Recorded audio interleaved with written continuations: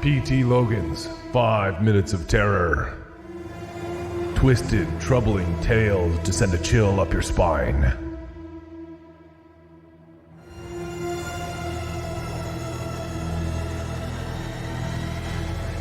Tooth Fairy.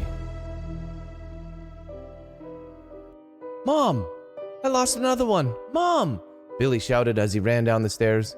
He was holding a tooth in the palm of his hand.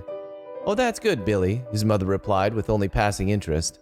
She stopped stirring whatever was on the pot in the stove, looked at the tooth, raised an eyebrow, and then added, "Don't forget to put that under your pillow for the Tooth Fairy." Billy, who was still inspecting the tooth in his palm, moved his head in a circular motion. "I don't know if I will this time," he said. Billy's mother went back to stirring. What? What do you mean?" Billy picked up the tooth and looked at it in the light. It was a good tooth. No, a great tooth. White, solid as a rock, and not even a hint of a cavity. "Well," he began, still staring at his tooth, "the last time I put one under my pillow, the Tooth Fairy gave me $1. A single dollar. How cheap can you—" "Billy, that's not nice. Times are tough for everyone right now, including the Tooth Fairy. You are going to put that tooth under your pillow."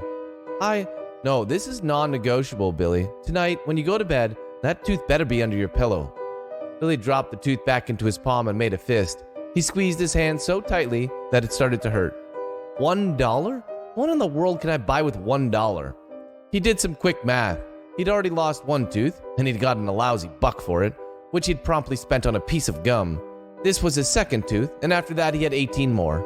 If the Tooth Fairy continued to be cheap, his mouth would be empty, and he'd have a grand total of 18 bucks. Not enough to buy anything good. All right, I'll put it under my pillow. But that Tooth Fairy, she better give me $5 for it. It's a perfect tooth. That night, Billy did as his mother had instructed. He slipped the tooth beneath his pillow and went to sleep. Around midnight, he heard a buzzing sound and opened his eyes. And then he opened his mouth, not because he wanted to, but because tiny hands were forcing their way inside it. The hands belonged to a creature with leathery wings and an equally leathery face. She had a long, crooked nose, and her teeth, which were mostly brown, jutted this way and that. $1 isn't enough for you, little Billy?" the Tooth Fairy asked in a strange, warbling voice. Her breath smelled of sewage, and Billy gagged. He tried to sit up, tried to force the hands and fingers from his mouth, but for such a small creature, the Tooth Fairy was incredibly strong. So strong that she managed to hold his mouth open with just one hand, while she produced a set of rusty pliers from somewhere behind her. In that moment, if Billy could have screamed, he would have. "Look, Mom, $5, Billy said the next morning as he made his way downstairs. In his hand, he held a crisp, new $5 bill.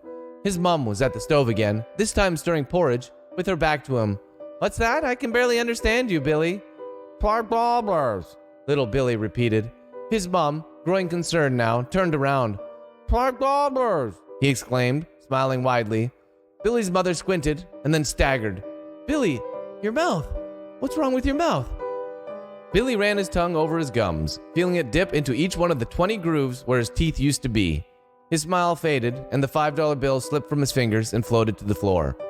All of a sudden, the idea of getting a single dollar per tooth didn't seem that bad anymore. P.T. Logan's 5 Minutes of Terror. Twisted, troubling tales to send a chill up your spine.